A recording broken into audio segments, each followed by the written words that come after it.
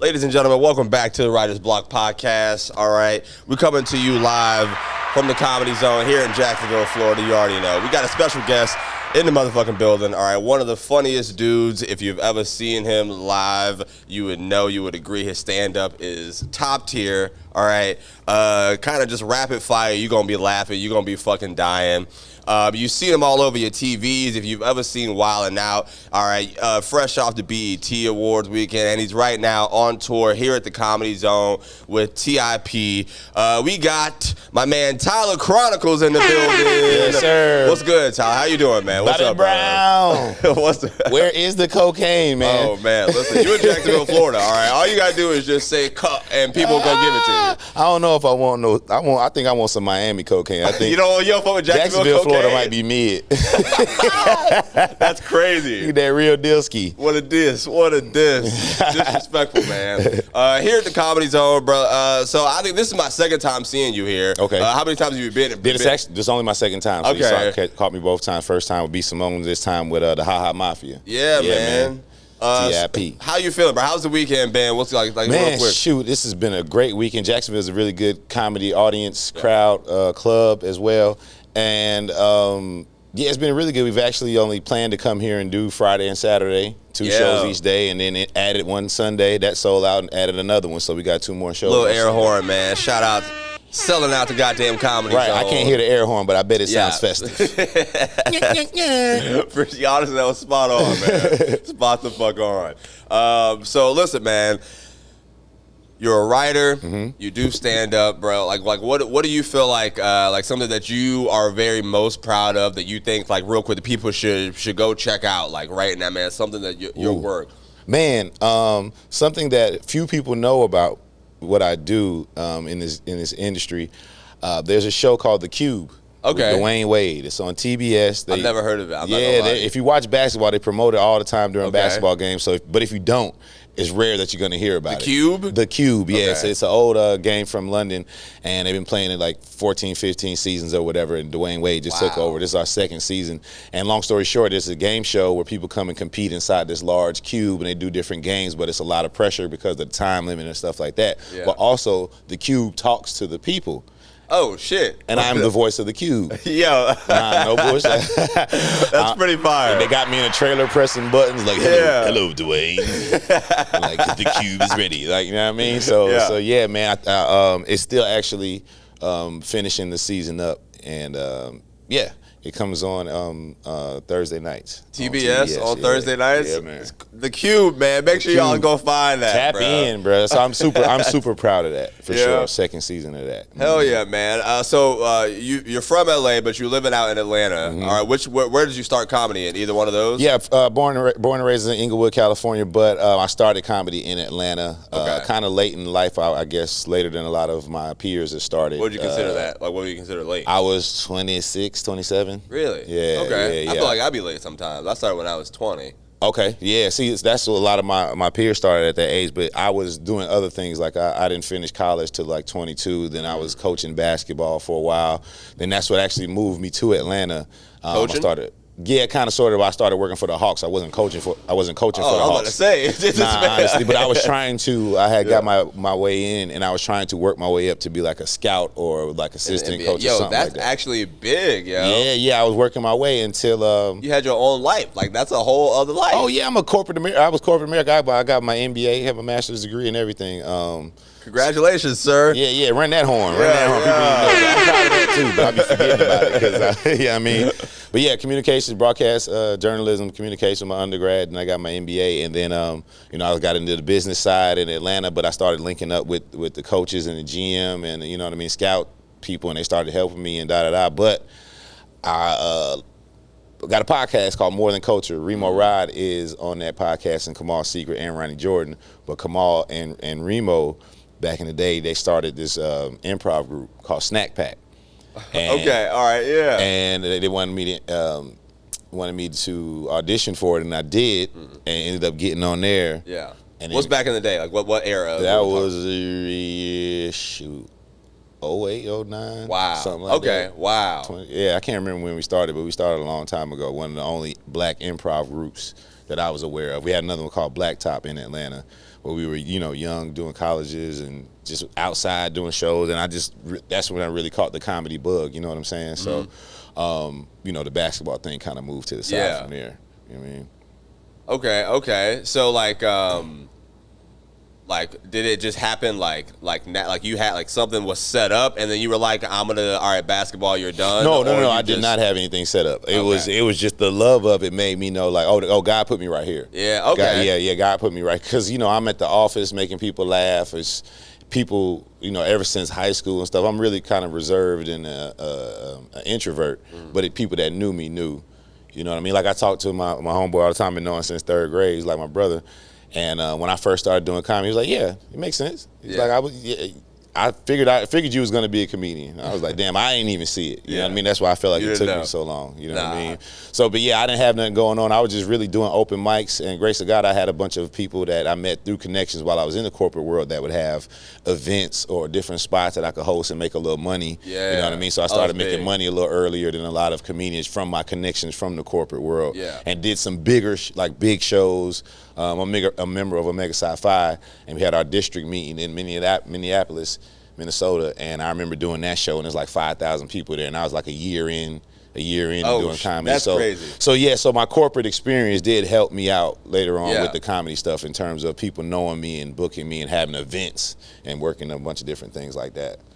But yeah, I didn't have nothing set up for sure. I didn't know where it was going. It was I had bought myself a house with the corporate America work and all that, and it went from that to like scrapping and surviving. You know what I mean? But thank God I had a house and I wasn't renting, or I'd have been homeless for sure. Yeah. Like, y'all don't know if y'all know what a house. It'll mess your credit up a little bit, but you got 90 days to pay that mortgage. You hear me? Trust me, I've been evicted before, man. Okay, for sure. Listen, it's not. Yeah, so when you renting, they on your head. By the 7th, if you still in there, that's a miracle. You know what I mean? But with the house, I was waiting to the 89th day. Yo, on me. Oh my gosh, man. So the Atlanta comedy scene and More Than Culture, like I know you found like a crew, like I would say like y'all kind of came up in that same era in Atlanta together. What was that like? Like, cause I only know Atlanta comedy from the outside looking in. I've only been there like twice. Man, I am to start off with More Than Culture. It's like I said, Ronnie, Kamal, and Remo, and myself. And Remo started around the same time in terms of doing stand-up, too. He started doing stand-up after the improv stuff as well. Kamal just started doing stand-up recently, probably 3 years ago. And Ronnie's been doing it for 20-something years. Everybody know Ronnie, the nigga with titties, fat nigga at the door. Okay. You know what I'm saying? If you know comedy, you know that. Yeah. You know him. So Ronnie Jordan funny as hell. Man, as hell. So we had, Ronnie and Kamal actually had that podcast. They started More Than Culture already. And then we just kind of, myself and Ronnie just kind of came in and it all clicked and it made sense for us to keep on going with it. But in terms of the Atlanta comedy scene, man, I'm glad I started there. Like I said, from LA scene and Atlanta scene is different, because in Atlanta, it was in the early 2000s, especially, even before that, it was tough. Yeah. You know what I mean? It wasn't that many comedy clubs to do. It was like 2 clubs, and even the clubs was kind of tough. Yeah. But there was a lot of bars. Tough as in like getting into, or like the audience? Hell no, tough like getting jokes off, and people are talking and heckling, and it's like the jungle for real. But it was to the point to where, well, let me say this. It was really the jungle before I started. It was really bad. Like, they had boo nights and all that stuff. When I started, it was more of people just kind of being disrespectful, not listening, talking to each other, or partying. It was like the bottle popping era, like, just got started and all that. So you might have bottles. Somebody might be on somebody's shoulders with a bottle right in the middle of your set. You know what era I mean? Looked great in music videos. By the way. Yeah, but I was like in middle school at the time, but I'm watching this shit, enjoying for comedy. Not conducive for comedy. So, but I didn't realize till later on in my career that really helped me, because I felt like if you can make people laugh when they're not paying attention and they're distracted by other things, once you get into a real club and a real spot where people came for comedy, that's why you see my shit is rapid fire. Yeah. Because I was just gonna ask that. I don't want nobody to be. Back when I started, I didn't want nobody to be saying shit. Yeah, you know what I'm saying? And I'm like, I'm a fire on everybody. Even if I don't even wait for the laughs. I don't even care if y'all laugh. I'm about to just drill y'all with what's on my mind right now, because y'all don't give a fuck and I don't either. And usually when you don't give a fuck as much as the crowd don't, y'all all come together. You know what I mean? So like, I'm really glad I started in Atlanta because LA is great. They, you know, I feel like the crowds there give you more time for your storytelling and all that, which I think I suffered from that being an Atlanta comedian because I never get it. Not saying you can't do it because there's a lot of Atlanta comedians that do it, but I never gave myself the time to be like that storyteller and tell stuff about my life and get into the premise and run around and bring a joke back. So that's why a lot of my shit is just kind of rapid fire. But I mean, like not yet. I mean, obviously, I don't know. You mean? Are you saying like? Oh yeah, no. I'm fine. I'm saying like it suffered initially. But I mean, I want to say because I saw you at Chocolate Sundays. And that room, you fucking killed it. The room. Thank you, man. Like that was crazy. Chocolate Sundays is always a good time, man. Shout out to Lonnie, man. Yes. She don't get enough. Big shout out to Lonnie. Yeah, bro. She don't get enough credit, man, for holding the black comedy community down. Listen, Lonnie showed me a lot of love every time I've ever been in LA, bro. Not even knowing me who I was at first. So I'm saying without her, a lot of black comedians in LA wouldn't touch a stage. Yeah, because it's difficult to get on stages in LA. You know what I mean? Bro, I'm learning this now. Like I just started traveling this year. When I did Chocolate Sundays in February. Fresh meat, nigga. Fresh meat. When I did Chocolate Sundays in February, that was my first time flying. Like that was my first time. Oh, nigga, you a prison body, nigga. He said, "That's my first time flying, man. I was 28 years old." That's what's up, man. Okay. Bro, so you just not really getting into it. So like, but it was man, dope, bravo, man. bro. You got your own podcast. I appreciate that. Straight up, because a lot of people be like, man, what do I need to do in this comedy thing? Like, bro, do something. Go do it, and you figuring it out, man. That's dope. That's really dope. I appreciate that, man. But literally, bro, like to get to do that stage, my first time ever, like going to I don't know something. That shit was crazy to me. Yeah. So I'm like. But then I started like following more people from LA or whatever, and then I'm seeing them who live out there tweet about, it's kind of hard to get, you know, like, I'm like, really? So now, it's like that. Now look, if you go out there and they be like, what's going on, Bobby? How you been? Everybody gonna be all cool with you. I know you could go to this spot, I mean, but if you go out there and be like, yeah, man, I just got myself an apartment over here, Burbank, and like, okay, that's what's up. now you competition. You go from visitor to competition for that spot. You, nigga? Because like the spots are minimal, so now if it's a new nigga in this spot, like, all right, now damn, that might push me. You know, some people have some different vibes. That's when pretty crazy. Live there, yeah. But isn't there always gonna be a new nigga everywhere?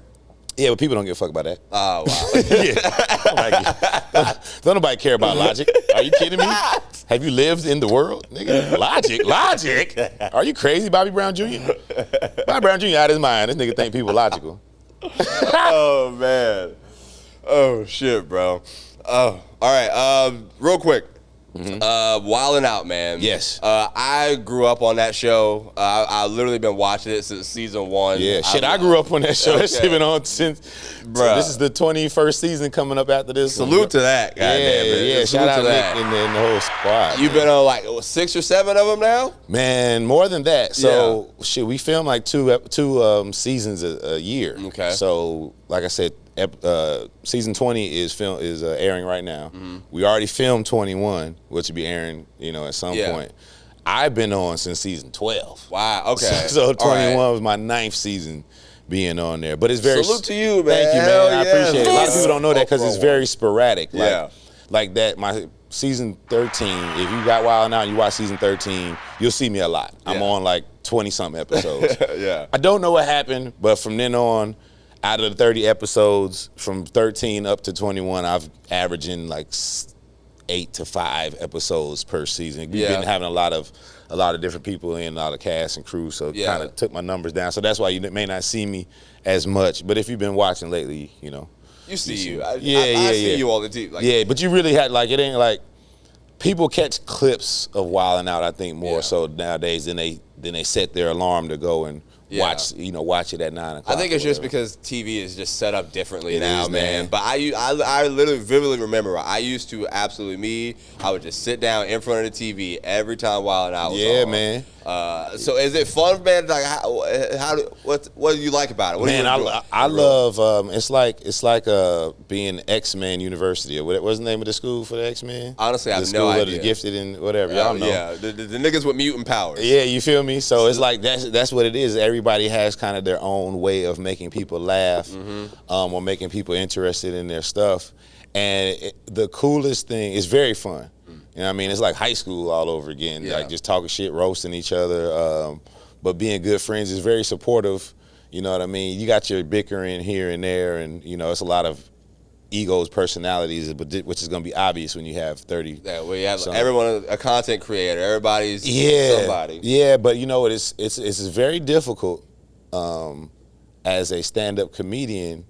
It's easier for stand-up comedians on that show because you're used to winning and losing on stage. You know how to fail. You know how to get out of it. You know how to do stuff. For the social media content creators, they're not used to that.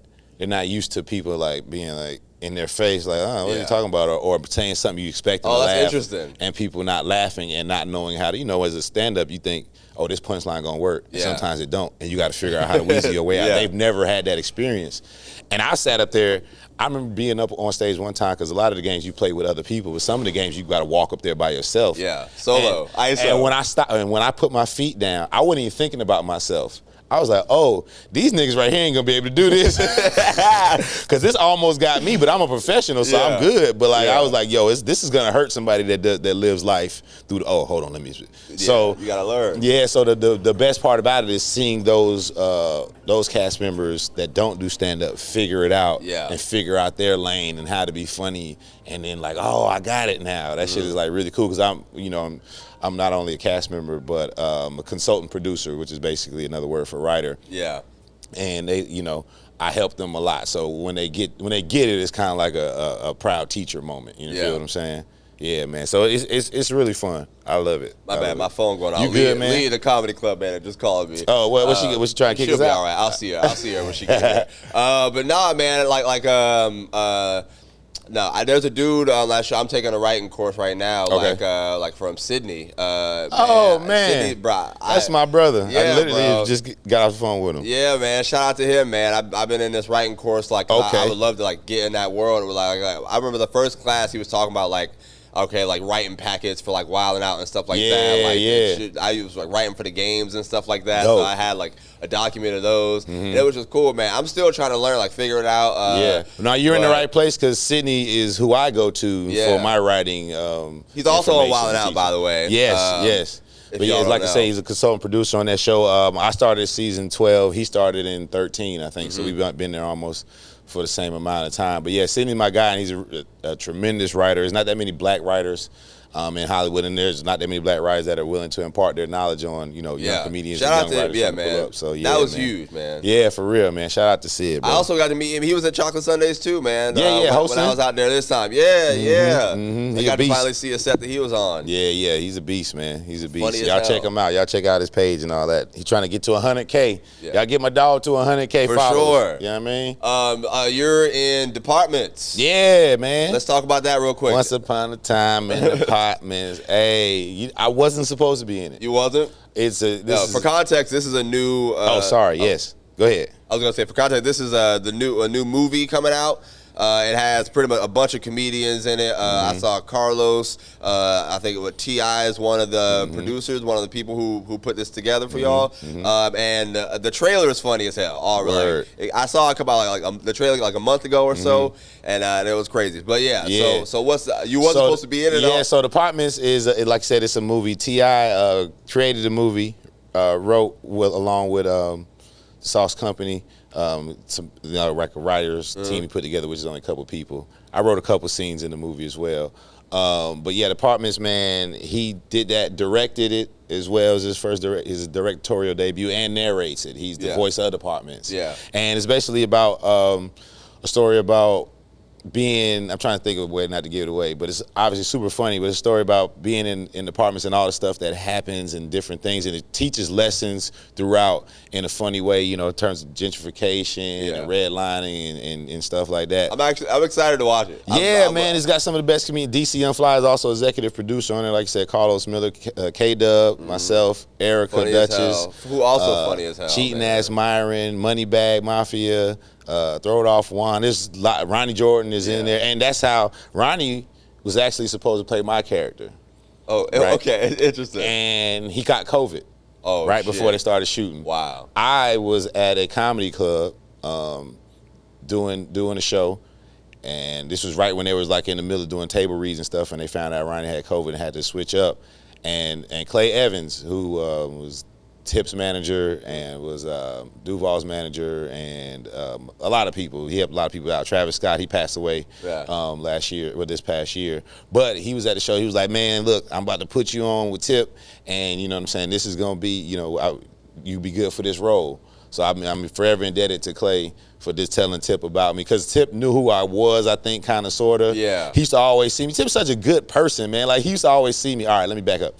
I used to sell weed at Magic City, right? I used to be in Magic City all the time, standing behind the DJs, man. Shout out to Hey, Boo. salute to everybody traveling to Magic City, man. Hey, shout out to Boo, DJ X-Rated, man. Out of space, all them boys, man. I used to stand behind Esco. I used to stand behind them, man. And, the girls would come in there, travelers, people would come from out of town looking for weed. Yeah. The girls would come in, hey, I got it, boom, boom. So I'd be in there working. And so that's how you made up for that NBA money. You did. That's how, in between time. So Tip would always come in there and he would salute me and dap me up. But I think just because he was a good nigga and he seen me a lot, but he didn't know who I was. You didn't know you was a comedian? I don't think he knew who I was at all. Oh, okay. I just think he seen me in the same place a lot of times, so he figured I was something. Okay. Whatever it was. Okay. Not, you know what I mean? Somebody worth dapping up and saying what up. But also, he was kind of like the mayor of Atlanta, so if you're around some shit, he's going to show love. Yeah. And, I was doing that, and then I finally, got to meet him through Clay and doing the movie, and I was ready. That's the readiness is the lesson for this. I was ready when I had my table read. I was off book already, ready to do my stuff, and it fit right in. So I played a character called Bishop, who's kind of like has his own store in the apartments. Everywhere you go, you get snacks and blunts and chips, and I got air mattresses. Like the honey dripper lady type. You shit. dig, but my wife is the candy lady. Okay, basically. all right, You feel what I'm saying? Who's played by Erica Duchess. Okay. You know what I mean? So yeah, man. Partments is coming soon. We still putting the final touches on it, but it's coming out this summer. Yeah. Lord Listen, willing. man, gonna be the movie of the year, Come movie on, of the man. summer already, man. Please believe Make sure y'all go see that. Listen, I've been in on the edit, man, and as an editor, you see stuff a million times, right? Yeah. I edit like all these. Yes, and you watch it over and over, and it might be funny the first couple times, right? And after a while, you're like, all right, I don't think it's really funny here. Yeah. I've seen that movie 100 times, and I laugh, even though I know it's coming every single time. Yeah. I'm not even playing, so I can't wait till the world gets to see it. Partments, man, this summer. Oh man. Do you have like let me see, like, do you have like, I don't know, any point in your career where comedy was hard for you? I don't know, like now, when you see you work your stage, it's like boom, boom, boom here and there, but like, what was that era like? There was a comedy, I wouldn't say hard, I would say it just became more difficult because there was a transition for me in the comedy world in this term. When I started off, I would do anything. Any show? Well, I still do any show, but I would do anything while I was on the stage. Oh, okay, My jokes were just whatever. I didn't care what people thought about what I was saying. I would walk off the stage in slow motion, like dang, dang, dang, dang, dang. I would do wild shit like that. Yeah. But it got to a point I was getting paid for it. And it made I don't know what made my mind say, okay, maybe not take as many chances as you used to before you was getting paid. Yeah. And that was difficult to get back into how I started, because that's what I liked. Yeah. I liked the fact that I didn't even know what I was going to say sometimes and being unpredictable. But when I started getting paid, I felt like I was getting a little more predictable, and I wasn't, the crowd was enjoying my stuff, but I wasn't enjoying myself. Yeah. I wasn't enjoying it, and I was just like, oh, nah, this ain't it. You know what I mean? So that was a difficult transition, but I'm sure a lot of people go through it, and it was just something to get through. But I don't think there was ever a time. God put me here to do this. Yeah. So there was never a time where it was like hard for me to figure out what to say or do. But it was hard shows and shit like that. But there was never nothing physically or emotionally or mentally hard. You said something earlier that I passed on, but I'm thinking about it again. Boo nights. What the hell is a boo night? Yeah. So I didn't learn that till I got to Atlanta too. So a boo night is where the host prompts people to boo if someone is not good. You know what I mean? It's like, yo, if you don't like them, boo their ass. Or they used to have this thing called, this is before I started Comedy in Atlanta, the key night, or they just keys. So it'd be like, if somebody's doing bad, you just start hearing keys jangling, which mean get in your car, get the fuck out. The car keys, hit him with the car keys. Crazy. Shout out Nara hosting, man. That was his night. I saw that. I wasn't doing comedy at the time. I saw those nights though coming up. So yeah, boo nights and key nights and Man, shout out to Rod Rose and Make Me Laugh Media, one of the first people to give me a shot, like doing hosting and stuff in Atlanta. But they had a night more recently. It wasn't so much a boo night. It was crazy. It was Give Me the Light. I hate that I don't remember the name of it. Forgive me. But this is how it went. You had pretty much a 5-minute set, right? Yeah. And 3 minutes into your set, the lights would flicker. And if people was fucking with you, they just don't say nothing. They let you finish your shit. But if they wasn't, they would start slow clapping. Yo. And if people start picking it up and start clapping, you gotta get your ass off the stage. Yo, that would actually make me so mad, bro. That hurt. You know, it probably would. But I seen people that were actually. I seen people get better because once that started happening, they would figure out their way through those claps to make people laugh, even if it's about the clap and getting off of their set and making people laugh, which is a skill that you need in comedy. I had to use that skill. Where's I at? If you want me to stay on the stage. Yeah. Everybody like stop that. shit. I had to use that skill at a spot called The Bank, of the K-Dub host in Atlanta, super dope spot, Greg Street, on Mondays. And I was doing my set and people was laughing, but they weren't laughing as hard as I wanted them to. Yeah. Granted, it was 1 a.m. They've been in there forever, so they was kind of tired. So I just, in the middle of one of my jokes, I just started talking about somebody's hat. Like my mind immediately just went to get out that joke and start talking about something in here. And I said somebody's people hat, and it opened up everything. So it's still a skill that I use today. So I think people that went and did that show, hopefully they learned that important skill from that and not just in how to handle embarrassment. Oh shit, man. Do you have a family? You got. Nah, man, it's just me, my mother, my brother. That's a family. What do you mean, family. no? I thought you meant like children.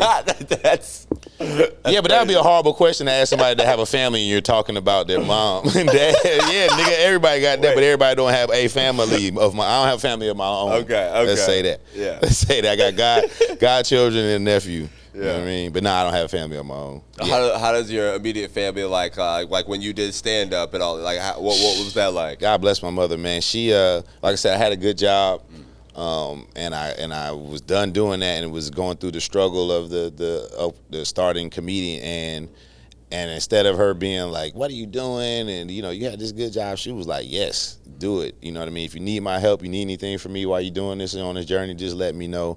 I feel like you're happy doing this, and I know you can do it. Yeah. And that meant the world to me because I didn't know how she was going to react after me going to school all these years and working in corporate America and all that. But she didn't miss a beat. She was like, "Yep, go do it." Yeah. And I thank her for that for sure. That's big, man. Yeah, it's huge. My mom was like the same way. I don't know. I thought I didn't finish college and the way that it started at all. But she was real supportive of me doing this and like still trying to figure my way out and figure out what's next, man. All you young parents, man, make sure you support your kids' dreams and wants and their desires. It's very helpful. It's very helpful.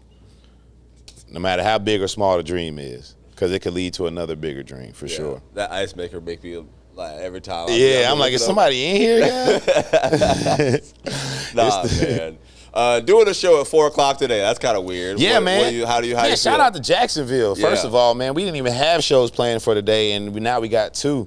Because we had a 7 o'clock added to the Sunday, and that sold out so fast. Yeah, they was like, we're gonna add another one, but didn't want to do it late, so we did it early. Yeah. I've done a show before at this time of day, so it's cool. But I just think it's dope, man. I think people are gonna be late as hell.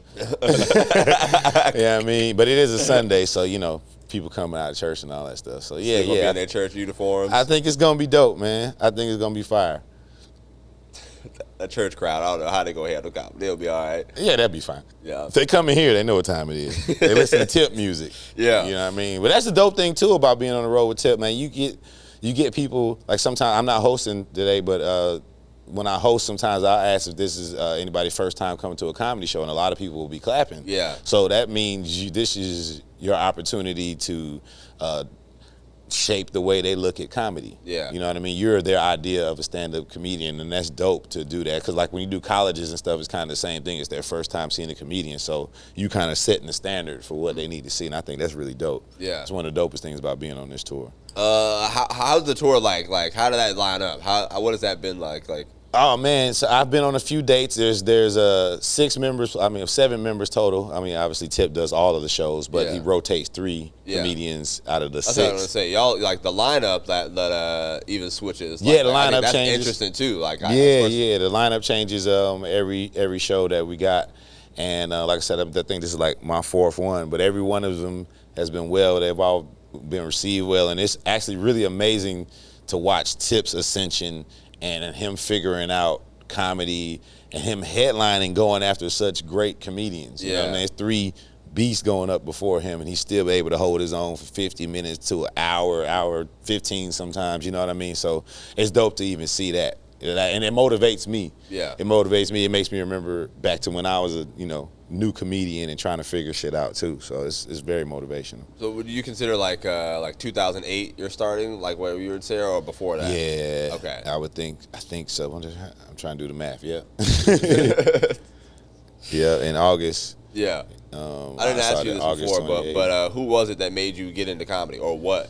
Like I said, it was the going to the improv thing, but is there a moment? Southside Trill is one of the improv cast members, still my dog to this day, and he was doing stand up already. Okay. And needed a ride to a show like after one of our rehearsals, and I was like, boom, I'll take you. And I took him down there, and it was spotted. There's about 8 or 9 people there, and the host, Drew Thomas, very funny comedian as well, was like, man, you want to do stand up? And I was just, something in me said, yeah. I never done it before, whatever. That night? That night. Oh. He was like, yeah, because there wasn't that many people there, and there was like 2 or 3 comedians. Trill was closing. It was nobody really there. So he was like, you want to do stand-up? I was like, yeah, shit, I'll do it. And I did it, and I didn't have no set or nothing to say, but I'm good at roasting. And the place was fucked up looking. So I just talked about how the place looked, and then that bug bit me from right there. And then shit, I was on stage every night for years straight. You know what I mean? So it just kind of happened all from that night in 08. 2008, man. Yeah, like man. Obama's year. Bruh. Obama's year. I don't know, man. It might have been before I even got to middle school. I think it might have been elementary still. Yeah. I think my first time seeing comedy was like the Kings of Comedy VCR tape. Somehow somebody in my family had that. Yeah. Which was weird. I don't know, because like a lot of my family, I don't even know if they were really that into stand up. Got you. That was in every black household. That shit and the big fork and spoon and knife on the wall. Them 2 things was in everybody's household. Yeah, and I'm like the youngest one, man. Okay. I got an older brother and an older sister, but like none of them were really. I mean, we would watch like obviously like when Kevin Hart and Cat Williams would put stuff out, but I think I don't know. I found it when I was like super young. Yeah. And I was like, oh shit, okay, this looks pretty cool. But I never thought I used to want to be a rapper. I never thought that. I didn't start doing comedy until I got to college and shit. That's good. Rap is hard. Nah, but rap is way easier than comedy, bro. No. It's harder to make it. Oh, it's harder to make it as a rapper than a comedian? Yeah. Are you kidding me? I'm telling you, bro. Anybody can make. I'm telling you, it's way easier to make it as a rapper. No, you can't. You need a whole machine behind you. Tyler, bro. You know how much it costs to break one record? Bruh. Hundreds of thousands of dollars to get it in rotation. I'm telling you, dog. Listen. It is easier to put words on a song and be a rapper, for sure. But to be a successful rapper as opposed to being a successful comedian, I'm taking the comedian route. Okay. Well, but that's your route, but I'm just I don't know. I mean, no, give me 2 human beings. Yeah. At the age of 15. And they're going to pick rap. Go ahead. And one picks rap. Finish. And one picks comedy. I'm putting my money on the comedian to be more successful than the rapper. Okay. Are you kidding me?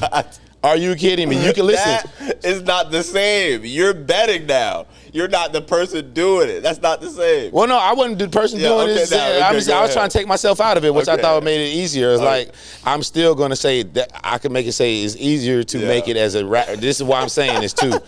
As a rapper, you have a very short time to make it and be something. And that depends on what that is. You know what I'm saying? Like, you can be huge and be a megastar, or you may be an open mic showcase rapper person. That's not going to last very long. As a comedian, you go from that showcase person, an open micer, and you might get on and be huge and be Kevin Hart, or you may be someone that works every weekend and pulls in $10,000 a weekend, and you're doing that every weekend for years, and you become a millionaire. Yeah. And no one really knows you. I know several of those guys. I don't know how many open mic rappers are doing that. So that's my point. Bro. Okay. I get it when you break it down like that. It's way easier to be successful. And I'm saying way easier. I'm not saying it's easy to be successful in comedy. Maybe that's what you took from what I said. It's easy. It is not. Yeah. But nigga, rap is like making the NBA. Being a star rapper, it's 1 out of 2 million rappers making it to where we hear them all the time. For sure. Yeah. All right, well, we're gonna see. We'll let them figure it out in the comments. Yeah, for sure. Let us know what you think is easier. Yeah. Yeah, what's like easier? That. What's easier? Be it a successful rapper or a comedian? Yeah. But you still don't believe me. Well, because I think I don't know. Maybe because I'm working. I gotta see. I can't see. I think you're taking the rap that you've heard that isn't very good and like, damn, anybody can make it. No, they had a machine behind them. There's several, maybe millions of dollars behind that horrible song. Yeah. So that make sure that you hear it. There are a lot of songs that are horrible with machines behind and you're them. only hearing it because of money. You're not hearing it because like somebody likes that song. Yeah. It's not the reason. What's like the worst song you think you've ever heard? Do you have one? The worst song I've ever heard. Yeah. Something about you, girl, got me. that was the song. That was on Apple Music. That was on everything. Shout out to JJ Fish, man. It was funny, but JJ Fish. Yeah, but that was a real song. Oh, you see what I'm saying? That's the worst song. I haven't thought about Ice JJ Fish. And you shouldn't have. You shouldn't have. I'm weird. Don't take it. Would you consider him a successful rapper? Fuck no. He blew up. He had his run. Where you at? Hey, they all can't last forever, like you said. Look them up. And so that's my point. No, it's hard to be a successful rapper, like still being able, like people like Tip being able to rap into their 40s, Jay-Z, 50 Cent don't even rap no more. It's, Rick Ross, and it's few people, Snoop Dogg, like they got to figure something else out, but there's few people that can rap all the way up until whatever. As a comedian, you can do this shit until you lose your voice. Yeah. You know what I mean? True. You know what I mean? So it's way easier. All right. I'm on you with that one, bro. You got it. I'm on you with that one. Oh, man. How old are you now? You said you were 26 when you started comedy. Yeah. And you started in 2008. I'm not good at math. I've been trying to think of it the whole show. I'm trying to make sure I said the right number now. Yeah. I'm old. Just know I'm old enough. I was born in the 80s. Oh, wow. Yeah. Okay. He said, wow, nigga, I wasn't even around. He was born. I was born in 98. 90. Oh, hell yeah. 98. Yeah. I was outside a little bit. Oh, yeah? Yeah, I was outside by then, my boy. I'm about to turn 25 in a couple months. What were you doing at 25? Man, that was I was working for the Hawks. Okay. Starting to do comedy. Yeah, I think it was 25, 26. Yeah, 25. It was right about that time because I finished grad school. I was 23. Then I worked for 2 years. Well, I worked for 4 years, but I started doing comedy like 2 years into work and then 2 years while doing comedy. Yeah. Kind of same thing. So, yeah. Where'd you go to school? So, it's USC in South Carolina. Okay. Yeah. And then graduate school in Everett, Virginia, a place called Danville, Virginia. Okay. Mm-hmm. I've never even seen that on the map. That's crazy. No, you ain't. You heard of North Carolina A&T? Yes. So if you were to go to North Carolina A&T, which is in Greensboro, North Carolina, and you drove through there like 40 minutes north, on the small highway, you could get to Virginia. It's like the first city in Virginia. Yeah. Yeah, it's a border town. So, okay. Yeah. I just found out I got family in Virginia. Got you. My first so it's a lot of black people from there. Like yeah. I don't know if you remember back when the Seahawks was really good and they was winning Super Bowls. Yeah. They had of course. You mean Russell Wilson or earlier? Fuck no. Oh. Yeah, no. I'm sorry. He was there, but I mean like it was a safety named Cam Chancellor. Oh yeah, of course I remember Cam Chancellor. He's from there. He was fire on Madden. Yeah, he's from there, and they had another guy from the same team. They both went to the same high school in Danville. Danville has some athletes. Yeah. So it's a little known town, but it's some black people in there. We had people here growing up football, going up against Derrick Henry, like trying that. Derrick Henry was an adult male. Bro. In high school. Bro. The pictures of him is like, he looks the same now. Bro, he was getting like 3,000, 4,000 rushing yards. Who trying to tackle him after the fifth period? Who trying to go to school the next day after trying to tackle Derrick Henry? Are you kidding me? Let's bump him up to college. He should have been bumped up to college in 11th grade. Yeah. Straight Did you up. play sports ever? Or you like Yeah, basketball. That's what got me to play with the Hawks. Okay. Yeah, I played basketball throughout college. Were you good? I was good enough to make it to college. Yeah. You know what I mean? Injuries, I think, kept me from my full potential. All that, and I was right before the era of training. I was still in the era of we about to go hoop and play 5-on-5 and pick up, and I learned from watching TV. Yeah. No, I know you still do that, but now, in order to be successful, you got to have somebody that trains you one-on-one doing drills and all that stuff like every day. I didn't have that. Yeah. And I think if I had that, that would have made me a much better basketball player because I can see it now with all the kids. That's why a lot of these kids now can do everything. Yeah. Dribble with their left and right, and they got the moves and Euro step. But a lot of them don't have the instincts to play basketball because they don't be playing 5-on-5. You feel what I'm saying? So I probably could kill you 5-on-5 wise, but in the drills, I'll be knocking the ball all over and kicking the ball out in the stands. Me and my homeboy, we still play, like, we'll just go recreational hoops to this day, man. I think it has to be kept alive. Yeah, it does. But I'm saying that was all we had to learn how to get better. You just kept playing 5-on-5, 5-on-5, one-on-one. But it wasn't, I didn't do my high school coaches wasn't that good either. I didn't do my first real drill work till I got to college. I was like, what the hell is this? I was like, what are we doing? We lining up, nigga. My first workout day I had on jean shorts and some running shoes. I thought we was lifting weights. I ain't know an individual workout, man. You didn't know nothing about practice. I ain't know nothing about practice. Practice, we roll the ball out. We hoop. I was like, what, get in line. Guards over here, forward. What you mean? Why are we splitting up? What is this? No, we ran. Now, I always know about running, but like in terms of like splitting up and doing guard drills and full court one-on-one and elbow to elbow and shot fake drills and pivot drills. I'm like, man, golly, basketball is a lot. Nah, I was a recreational gym class hooper. Yeah. I played soccer for real. I couldn't make the basketball team. Oh, word. I couldn't make the I wish I could play soccer, man. That's a very difficult sport to play. My co-host Logan, he was on our basketball team at high school. Got you. He's a hooper. Yeah. But I be locking him up now to this day. Oh, come on, Log. Oh, God. Oh, man. Is there anything that you want to talk about before that I missed, man? Something I might not know about that we want to... Nah, I think we covered everything, man. The Cube, Wildin' Out. There was a show called Bossip on WeTV that I had one of my first forays into the television world. The Partments, like you said, is coming out. There's a game show called it used to be called Hollywood Squares back in the day. Now it's called Celebrity Squares. And I've seen that before. Yeah, it's like the tic-tac-toe, and you pick the celebrity that you want to answer the question. If you get that mark and you get it all in a row, it's tic-tac-toe and you win. Wow. I wrote writing for that.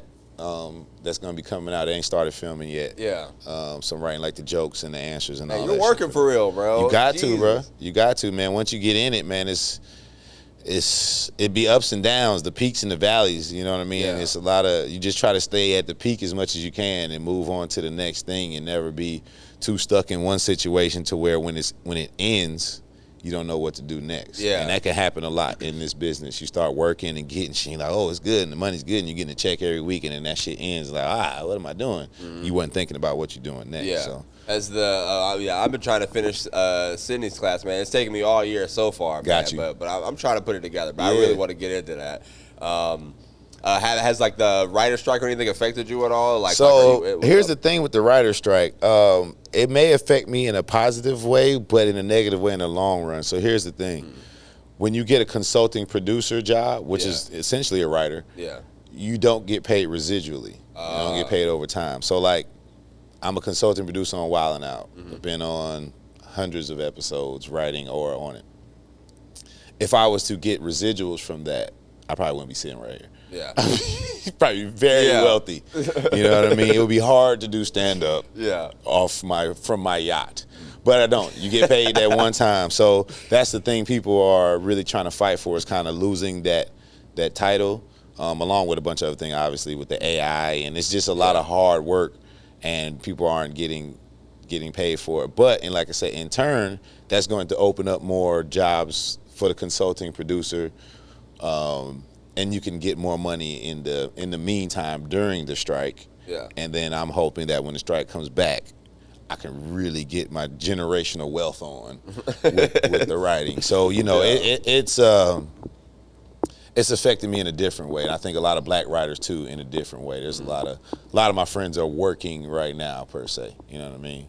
And there's some things that you can do that's allowed by the Guild and by SAG. SAG is on strike too, so the actors and the writers are on strike. I'm just now learning about all this. Like, okay, yeah. Like this is my entry. Like I told you, man. Yeah, you're right on it. Yeah, I comedy, like 2 years ago was when I started seeing the real world of, like, when I came here to this place. Like, and started learning about all these, you know, angles that you could take from that comedy could take. Yeah, you know? yeah. But it is interesting, man. Ladies and gentlemen, Tyler Chronicles, all right, here at the Comedy Zone right now. By the time this come out, they going to be goddamn gone. But you can follow him on the internet. Comes out tonight. I'm gone. Yeah, this can't come out by 4 p.m. Yeah, You can follow him on Instagram, the internet, at Tyler Chronicles. Yes, YouTube, I've seen you a lot, like you on YouTube, because you got the podcast, More Than CULTR and all that stuff. Make sure y'all go check that out, and Partments and everything, man. Oh, yeah, More Than CULTR is now on the 85 South Show app as well. We just started collaborating with them, so you can check us out. Okay. We're putting old and new episodes on their app. Yeah. Yeah, man. Tyler Chronicles, ladies and gentlemen. This has been the Writer's Block Podcast. We out of here.